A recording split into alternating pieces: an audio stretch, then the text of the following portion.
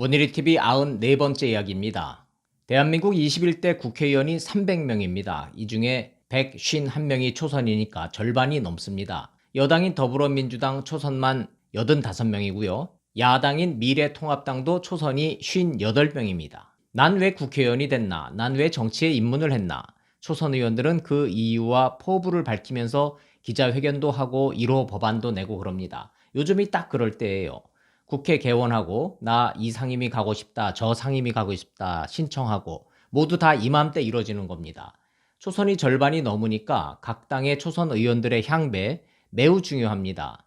참고로 국회의원이 되면 어떤 대우받는지 궁금하실까요?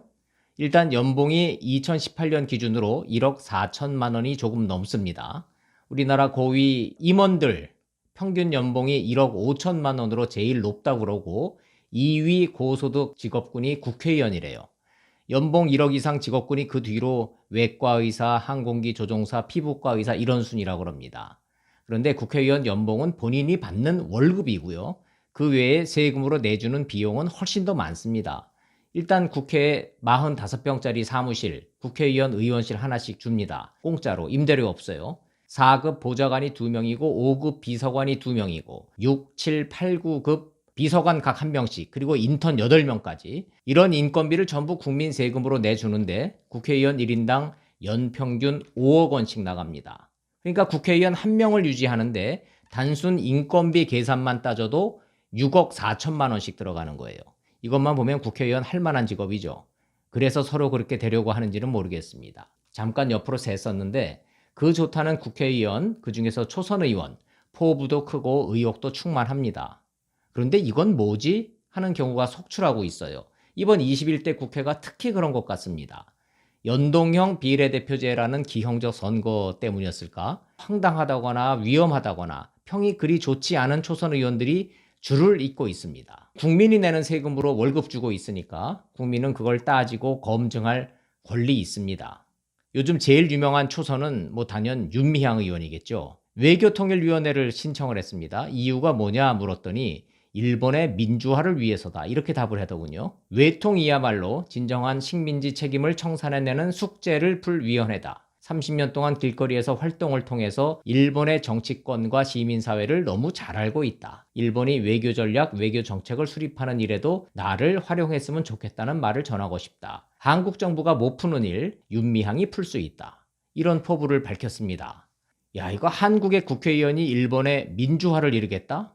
일본이 뭐라 할지는 모르겠습니다만은 인터뷰 내용을 여러 번 읽다 보니까 일본이 과거 청산을 못하고 사과도 못하고 있고 한마디로 민주화가 안 된 나라니까 유럽, 미국 등 다자회교를 통해서 일본의 민주화를 이끌어내겠다. 요지가 대충 이런 거더군요. 다 떠나서 윤미향 의원, 현재 상황이 일본 민주화 운운할 땐가 이런 생각은 듭니다. 피해 당사자 할머니들이 틀렸다고 지적하는 위안부 운동의 방향, 그리고 수십 년 묵은 회계 불투명 문제, 이게 급선무인 것 같은데 윤미향 의원은 아무리 국회의원이라도 얼굴이 평균 이상으로 두껍구나 이런 생각이 들더군요.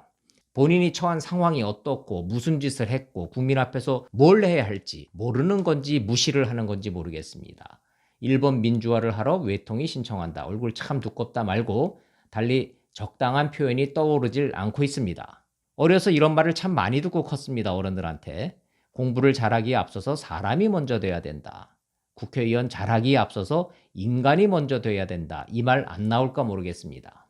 판사 출신 이수진 의원, 가짜 블랙리스트 판사 논란에 휩싸였죠.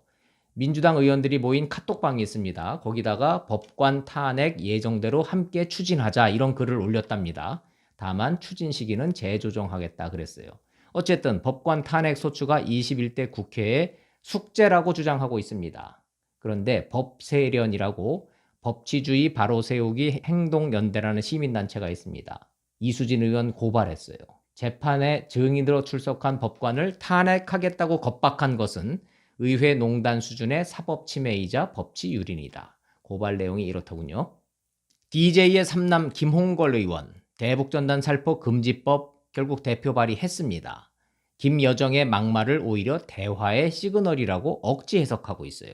북한은 남북한 간의 모든 통신을 차단했던데 김홍걸 의원은 아버지 DJ의 유지만 강조를 합니다. 아빠 찬스로 국회에 입성한 대표적 국회의원입니다.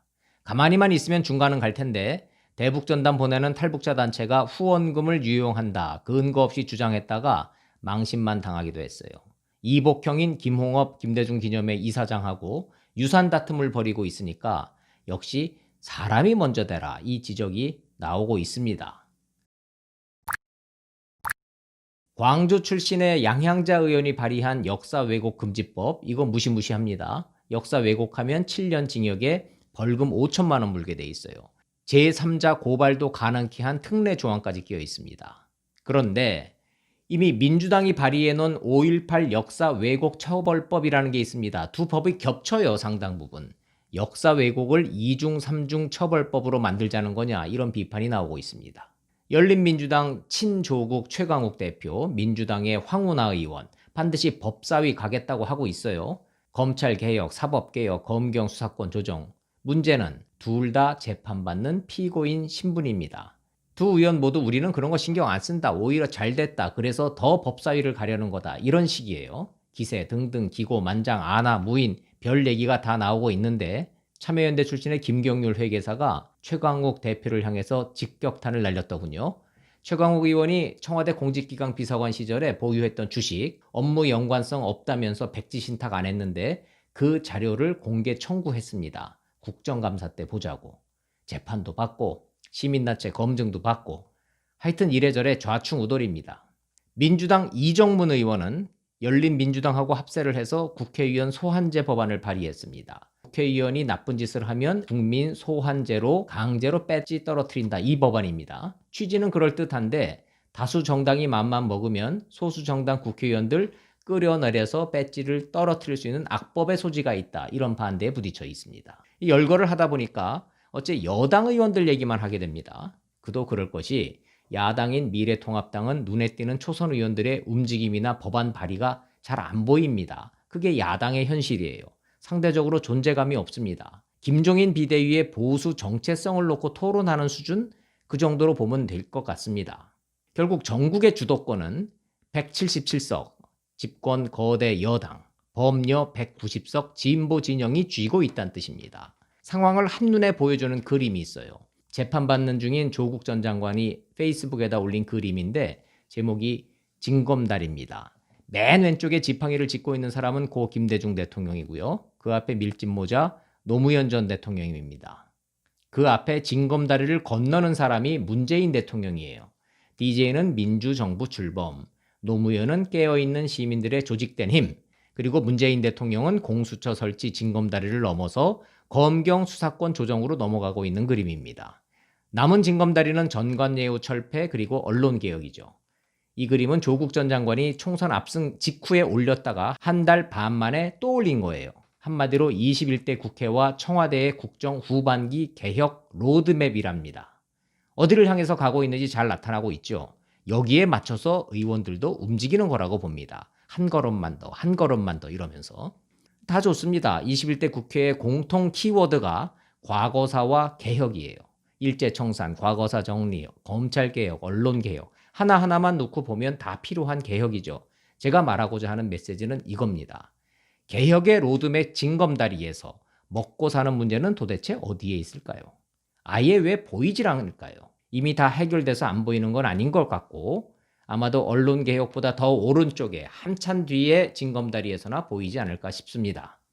기재부가 발표한 월간 재정동향이라는 걸 보니까 올해 1월부터 4월까지 재정수지 적자가 56조 6천억 원, 역대 최대입니다.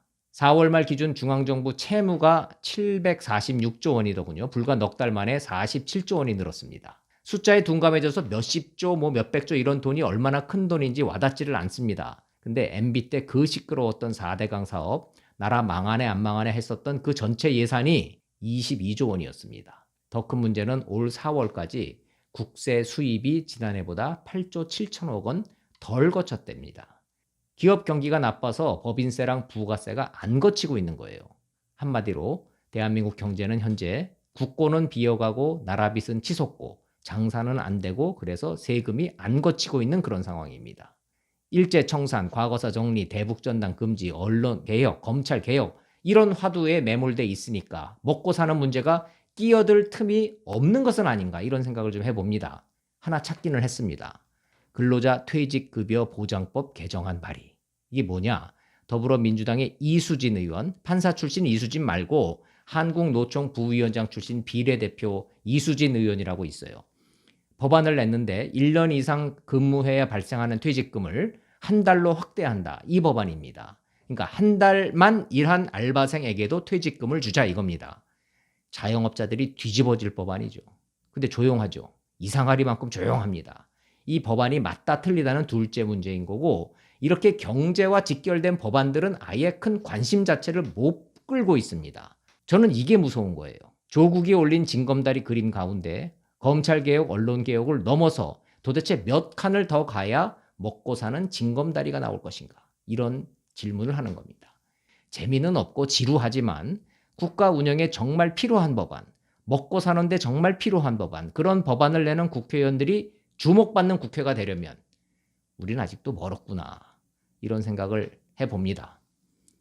문일이 TV 마칩니다. 고맙습니다.